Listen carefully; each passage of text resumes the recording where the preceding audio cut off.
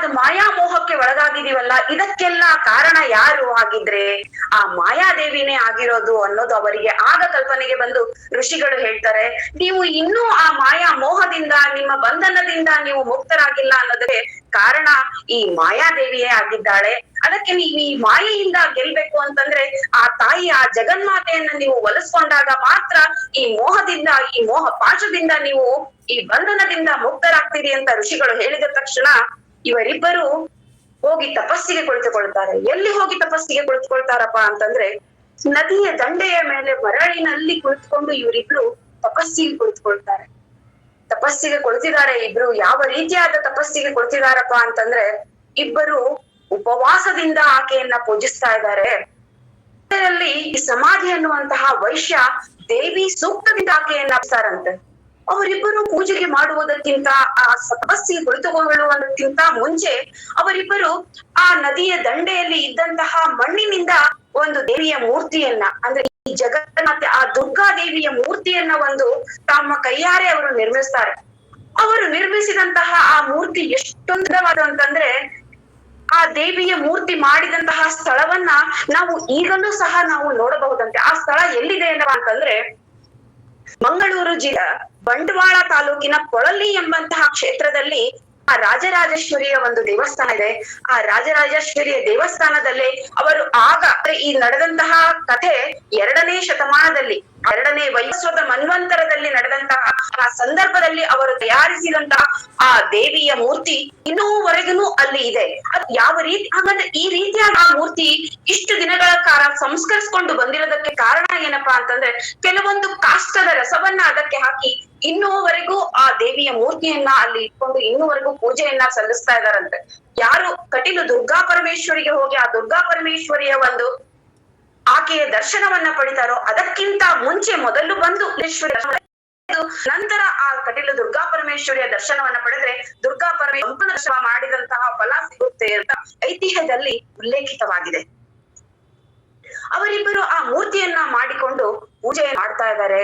ಉಪವಾಸದಿಂದ ಆಕೆಯನ್ನ ಅವರೆಲ್ಲರೂ ಪೂಜೆಯನ್ನ ಮಾಡ್ತಾ ಇದ್ದಾರೆ. ಧೂಪ ದೀಪ ಅಷ್ಟೇ ಅಲ್ಲ, ಅವರ ಒಂದು ಆ ದೇವಿಯ ಪೂಜಾ ಮಾಡುವ ವಿಧಾನ ಹೇಗಿತ್ತಪ್ಪ ಅಂತಂದ್ರೆ, ಆಕೆಗೆ ನೈವೇದ್ಯವನ್ನ ಅವರು ಕೊಡ್ತಾ ಇದ್ದಾರೆ.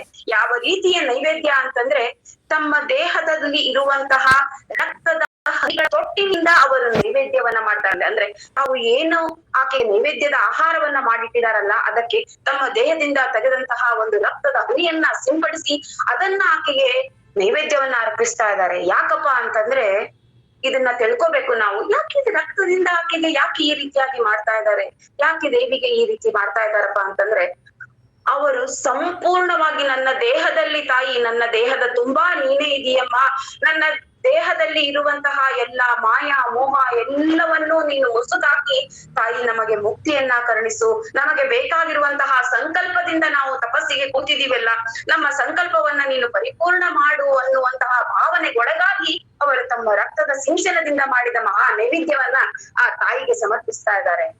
ಆಕೆ ಇದೇ ರೀತಿಯಾಗಿ ಅವರು ಮಾಡಿದಂತಹ ಪೂಜೆಯನ್ನ ಆಕೆ ಸಂಪೂರ್ಣವಾಗಿ ನೋಡ್ತಾಳೆ. ಅದರಿಂದ ಆಕೆಗೆ ಸಂತುಷ್ಟಳಾಗಿ ಅವರು 3 ವರ್ಷಗಳ ಕಾಲ ತಪಸ್ಸಿಗೆ ಕುಳಿತಿದಂತಹ ಪೂಜೆಯಿಂದ ಆಕೆ ಸಂತುಷ್ಟಳಾಗಿ ಅವರಿಬ್ಬರ ಮುಂದೆ ಆಕೆ ಪ್ರತ್ಯಕ್ಷವಾಗಿ ನಿಲ್ತಾಳೆ.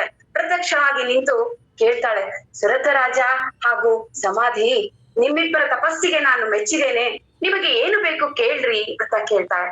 ಆವಾಗ ಸುರಥ ರಾಜ ಹೇಳ್ತಾನೆ, ಅಮ್ಮ, ನಾನು ಹಿಂದಕ್ಕೆ ಕಳೆದುಕೊಂಡಂತಹ ನನ್ನ ರಾಜ್ಯ ನನಗೆ ಸಿಗಲಿ, ಹಾಗೆ ನನ್ನ ಶತ್ರುಗಳೆಲ್ಲರೂ ಸಂಹಾರ ಮಾಡುವಂತಹ ಶಕ್ತಿಯನ್ನ ನನಗೆ ಕೊಡು.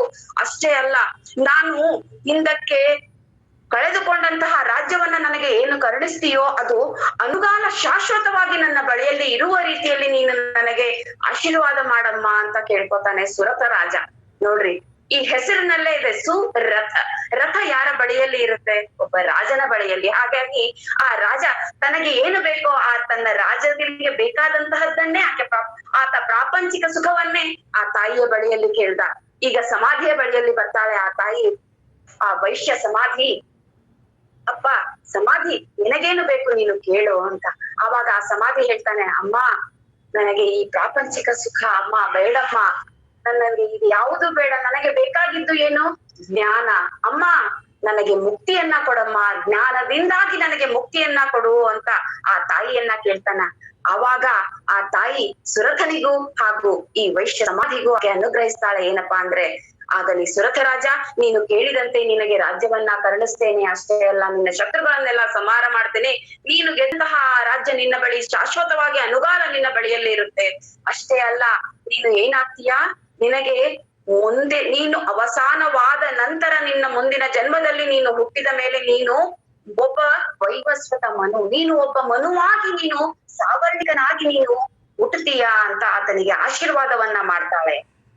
ಹಾಗೆ ಈ ಸಮಾಧಿಯ ಬಳಿಗೆ ಬಂದು ಕೇಳಿ ಆತನಿಗೆ ಒಂದು ಆಶೀರ್ವಾದವನ್ನ ನೀಡಿದಂತೆ ಆ ಸಮಾಧಿಗೆ ಹೇಳ್ತಾಳೆ, ಸಮಾಧಿ ನೀನು ಕೇಳಿದ್ದೇನು? ಜ್ಞಾನ.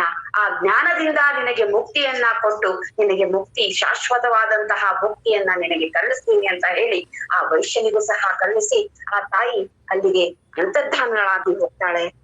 ಈ ರೀತಿಯಾಗಿ ಅಂತರ್ಧಾನಳಾದಂತಹ ಆ ತಾಯಿ ಎಲ್ಲರಿಗೂ, ಈ ಕಥೆಯನ್ನ ಕೇಳಿದವರಿಗೂ, ಹಾಗೆ ಅಷ್ಟೇ ಅಲ್ಲ ಈ ಕಥೆಯನ್ನ ಶ್ರವಣ ಪಠಣ ಮಾಡಿದವರೆಲ್ಲರಿಗೂ ಆ ತಾಯಿ ಇದೇ ರೀತಿಯಾಗಿ ತನ್ನ ಅನುಗ್ರಹವನ್ನ ಕರುಣಿಸ್ತಾ ಅವರೆಲ್ಲರಿಗೂ ಆ ತಾಯಿ ಅನುಗಾಲವಾಗಿ ಅವರಿಗೆ ಅವರು ಕೇಳಿದಂತಹದ್ದನ್ನ ಕೊಡ್ತಾ ಆ ತಾಯಿ ಕಾಪಾಡಲಿ ಅಂತ ಆ ತಾಯಿಯಲ್ಲಿ ಪ್ರಾರ್ಥಿಸ್ತಾ ಈ ಕಥೆಯನ್ನ ಕೇಳಿದವರಿಗೂ ಹಾಗೂ ಈ ಕಥೆಯನ್ನ ಹೇಳಿದವರೆಲ್ಲರಿಗೂ, ಈಗ ಸಪ್ತಾಹದ ಕಾಲ ನಾವು ಕೇಳಿದೀವಿ, ಹಾಗೆ ಹೇಳಿದೀವಿ, ಎಲ್ಲರನ್ನೂ ಆ ತಾಯಿ ಅನುಗ್ರಹಿಸಲಿ.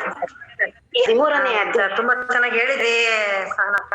ಹೀಗೆ ಸಂಪೂರ್ಣ ಮಾಡ್ತೀನಿ. ಹಾಗೆ ಅಪರಾಧ ಕ್ಷಮಾ ಎರಡು ಮಾತು. ಸಹನಕ್ಕಂದು ವಾಗ್ಜರಿ ಕೇಳದೆ ಒಂದು ಅದ್ಭುತವಾದಂತ ಅಪರಾಧ ಕ್ಷಮಾಪಣ ಒಂದು 2 ಮಾತು ಹೇಳ್ಬಿಡ್ತೀನಿ. ಅಪರಾಧ ಕ್ಷಮಾಪಣ ಹೇಳಿ, ಅಪರಾಧ ಕ್ಷಮಾಪಣೆ ಬಗ್ಗೆನೂ ಬೇಕು. ಹಾಗೆ ಇದು 13ನೇ ಅಧ್ಯಾಯ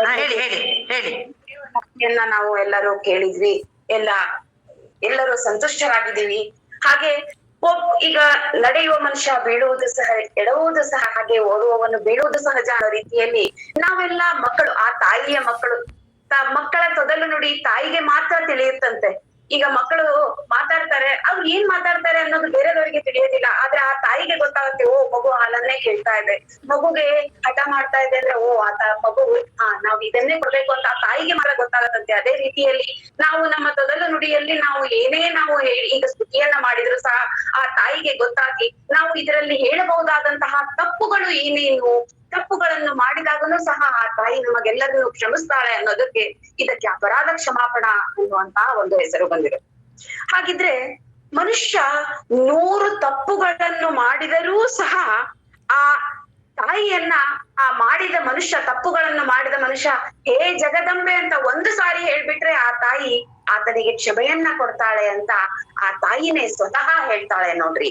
ಹಾಗಂತ ತಪ್ಪುಗಳನ್ನ ಮಾಡ್ಬೇಕು ಅಂತ ಅಲ್ಲ, ಆ ತಪ್ಪುಗಳು ನಮ್ಮಿಂದ ಗೊತ್ತಿಲ್ಲದೇನೆ ಮಾಡಿರುವಂತಹ ತಪ್ಪಿಗೆ ಆ ತಾಯಿಯಲ್ಲಿ ಕ್ಷಮೆ ಇದೆ ಅನ್ನೋದು ಇದರ ತಾತ್ಪರ್ಯ. ಹಾಗಿದ್ರೆ ನಾವು ಅಜ್ಞಾನದಿಂದ ಇದನ್ನ ಹೇಳುವಾಗ ಈ ಪಾರಾಯಣ ಕ್ರಮದಲ್ಲಿ ಆಗುವಂತಹ